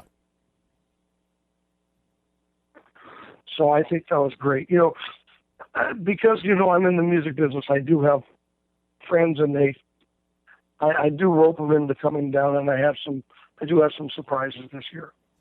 Sterling Ball is going to be putting on King of the Smokers again this year. He's released his list exclusively here on this show, which we appreciate and adore, of course. Sterling, for the folks that don't know, when is King of the Smoker taking place this year? December 12th in La Quinta, California at the La Quinta Resort. I got to thank all the team of Big Papa Smokers, too, because they make me look really good there. You know, Jesse Fleshman, Jody Clark, and my teammate, James Perez, who also has been just awesome cooking with. And those guys work so hard, and Holly making it happen. Sterling, I always appreciate the time, my friend, and next time we're going on a competition, suggestions, bitch fest, controversial tears, and all this other stuff, so we make sure that the competition side of the sport is taken care of as well. Well, at least one loud guy's opinion. All right, hey, Greg, thank you very much. I appreciate being on the show. All right, Sterling, take care, and we'll talk soon. See you later. There he is, Sterling Ball, ladies and gentlemen. King of the Smoker is going to be happening in a little over a month and a half. Look forward to that. Here's Patrick Paquette, Sterling Ball, KCBS Board of Directors. It's not the first time I've heard that. A Barbecue Central Show exclusive news update. All right, folks. Greg Rempe reporting from the Barbecue Central breaking news desk. It appears we're going to be giving away a brisket right now. If you are the first caller to 216-220-0966 and you can answer one easy trivia question, you can win a free Snake River Farms brisket. That's right. 216-220-0966. You can win a free Snake River Farms brisket if you can answer one simple trivia question, and we will open up the phone lines. All right, you're on the air. Hello. Nobody there. All right, let's go to line 2. You are on the air. Hello. Uh-oh. Hold on a second. You are on the air. Who's this? Chris? Yes. Chris is on the phone, ladies and gentlemen. Chris, are you ready to answer one trivia question to win a free Snake River Farms brisket? I will give it my best. Are you excited? Absolutely. I know I am. Name my last guest. Sterling Ball. You just won a brisket, my friend. Chris, go ahead and send me your shipping info. I will go ahead and get that over to Anella Kelso, and she will get you your free brisket. Does that sound like a fair situation? Sounds like a deal to me. Hey, Chris, tell everybody what station just made you a winner. The Barbecue Central Radio Show. That's right. Send me your info, buddy. Greg at thebbqcentralshow.com. All right, he's a winner. I mean, I can't make it too hard, right? I mean, half you guys are probably sleeping or drunk, for crying out loud. All right, Maddie Rempe. All right, folks, let me talk to you about Sucklebusters. That's right. Sucklebusters, made in the USA. Products have won hundreds of industry awards, including a bunch at the American Royal Sauce Contest over the last couple years. New from Sucklebusters, the Honey Barbecue Glaze and Finishing Sauce. This is a thin barbecue glaze and finishing sauce made especially for competition ribs and chicken. Super sweet, not spicy, but super red because they use an American paprika for a bright red color. Brush it on the last 5 to 10 minutes of cooking. It's going to leave a nice glossy red sheen on the meat and an extra layer of sweet flavor. Take your competition ribs and chicken to a whole nother level. Available at the local barbecue stores or online at sucklebusters.com. If you want a free bottle of the Honey Barbecue Glaze and Finishing Sauce, send me an email, and then the subject line, put Snake River Farms. Wow, it's 2 giveaways in one here at the end of the show. Oh, my God. We're giving the store away, folks. In the subject line of the email, Farms, you can win a bottle of Honey Barbecue Glaze and Finishing Sauce. We'll look to get a winner there. You visit sucklebusters.com or email sales@sucklebusters.com in the meantime and get your sauce on your own. We're back to wrap the show right after this. Stick around. We'll be right back. Big name interviews, advice on cooking brisket and ribs, and the only host willing to share his honest opinion on all things important in the world of barbecue. It's the Barbecue Central Show. All right, welcome back. 216-220-0966. Greg at thebbqcentralshow.com. Look at this. Sylvie Curry winning the sauce. Sent from mail for Windows 10. Is that from your computer or from your phone, Sylvie? Who still has a Hotmail account?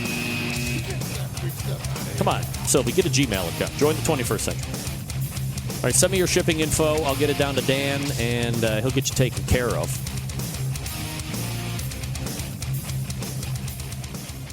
Let's go ahead and wrap it all up here with a nice little bow knot. All the way back in the first hour, we talked with Bill Gillespie from Smokin' Hogs. He was third place overall at the Jack Daniels this past weekend, the 2015 Jack. Then we talked with Darian Khosravi from Cosmos Q. He won the 2015 World Championships SCA Steak Cook-Off. In the second hour, we talked with first-time guest Anela Kelso from Snake River Farms, who was hit huge. She just gave away a friggin' brisket on this show. Are you kidding me? That was great. And closing out the show, my favorite Sterling Ball, talking about King of the Smokers. He has released the list of confirmed teams for the 2015 King of the Smoker. That's going to take place at the La Quinta Resort in La Quinta, California, December 12th. That's going to be an outrageous time. I would not want to cook in that one. Of all the ones I would want to, I don't want to cook in that. I want that. Can't do it. Next week, we already have a huge show. We resume our pit maker talks, our pit constructor talks, our pit builder talks. We got 2 or 3 lined up over the next 3 weeks, so we'll continue that. Ray Lampy is coming on next week. Week after that, Meathead. Week after that, Stephen Reichlin. We're locked and loaded, man. I mean, come on. Here we go.